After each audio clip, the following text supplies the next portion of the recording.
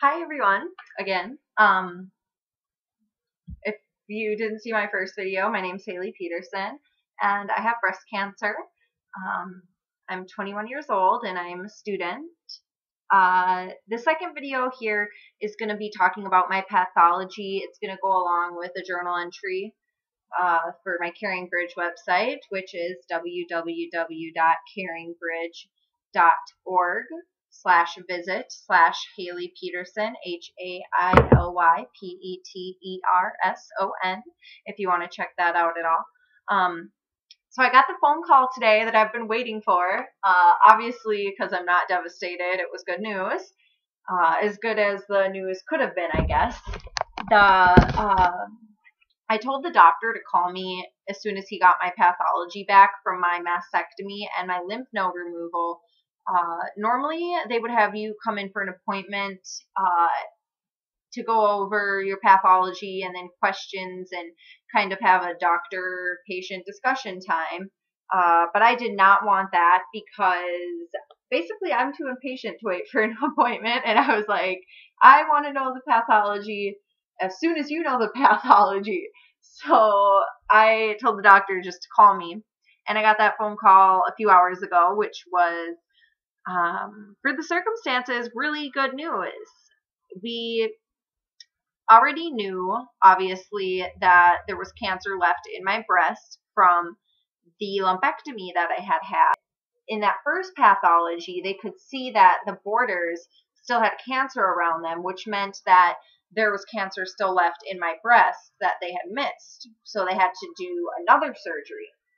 And I chose to do the mastectomy instead of the lumpectomy because I have a long life ahead of me and I don't need to get breast cancer again because I decided to keep some breast tissue in there and then have cells get missed and have them multiply and turn into cancer again and stuff. So the mastectomy is just the more logical decision, I thought, because it gets rid of your chance of getting cancer by, over 90% because you just don't have breast tissue there anymore. So it was a no-brainer for me, really.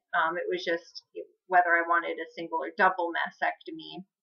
And I chose to do the single because I didn't have the BRCA1 or 2 genes, which give you a really high chance of getting breast cancer again in the future. And I didn't have those, so I just thought, let's get rid of the breast that has the cancer, leave the other one, we'll do reconstruction later. I'm getting off topic, like I always do. Anywho, pathology came back. The only cancer that was present was the cancer that was around the tumor that they already knew was going to be there that they had missed.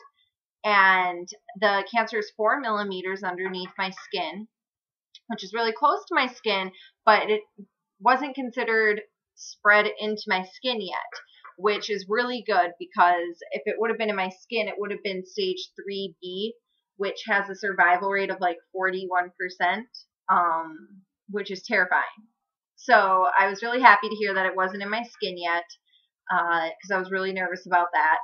And we did know that it was in at least one of my lymph nodes, which was my sentinel lymph node. We knew that because during surgery, they put radioactive shots into my right breast. They put 4 of them in there.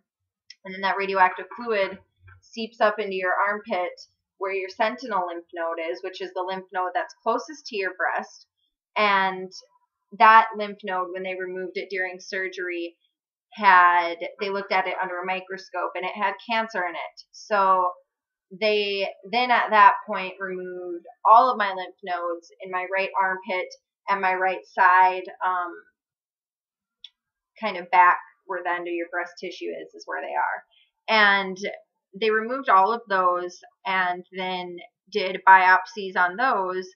And the only one that had cancer in it was that first sentinel lymph node, which is really, really good because if it's in 4 to 9 lymph nodes, then it's stage 3A breast cancer. And if it's in more than 10, then it's stage 3C. And the survival rates for those just are not, they're not good. They're like 50, 60%, and I don't want that. So, it was a really good phone call. I have stage 2B breast cancer, which means that the tumor is between 2 and 5 centimeters, and mine was a little over 2 centimeters. I think it was like 2.4. And then the cancer has spread out of my breast and into my lymph nodes, but it's only spread to one of them. And the stage 2B is 1 to 3 lymph nodes. So that's how I fell into that category. And according to the Susan G. Komen website, that cancer has a survival rate of 74%. But when I talk to my doctors, if I do adjuvant chemotherapy and radiation, that I can bump that 74% up to close to 90%. And the survival rate is a 5-year survival rate. So that would mean if I did the chemo and radiation, that 90% of the people that have similar, he did it by, putting my breast cancer in categories. It responds to estrogen. It's a little over 2 centimeters. It's, in 1 to 3 lymph nodes. He categorized it like that, and then figured out, if we do chemo and radiation and surgery, then we'll have the over or close to 90% cure rate. So that is all very good news. I was extremely, extremely worried because once I found out it was in 1 lymph node, I just thought that, that's it. It's spread out of my breast, and in my head it was like, it's just uncontrollable now. Like, it could be in all my lymph nodes. If it's in your lymph nodes, it can be in your blood. If it's in your blood, then that's when you die. They're still going to do a PET scan because it did leave my breast. There is a chance that it could have spread somewhere else. However, that's a really low chance because it was only in that 1 lymph node. Obviously, the chance of it being in another organ in my body would be much higher if I had more lymph nodes affected by it. But since there was only that 1 lymph node, it's a slim chance. But we're just going to check because we won't know until we check.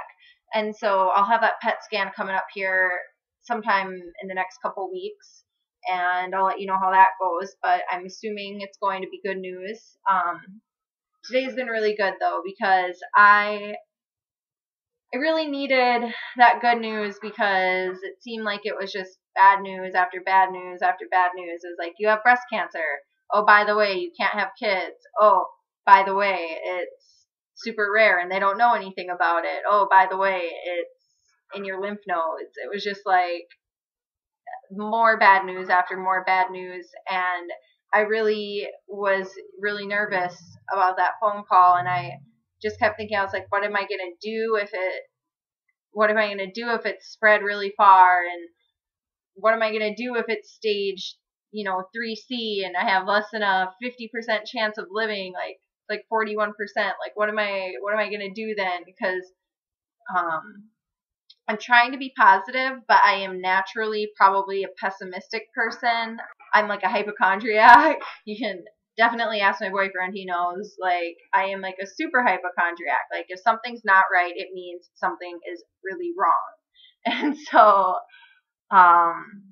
it pays off though, because otherwise I wouldn't have found out I had breast cancer, as I wouldn't have went in about that lump to begin with.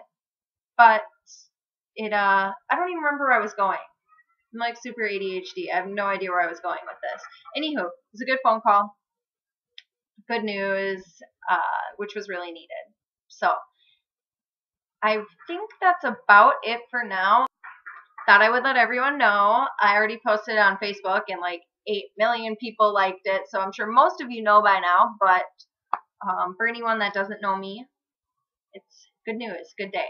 So I hope you all are having a wonderful day, and I will catch up with you soon.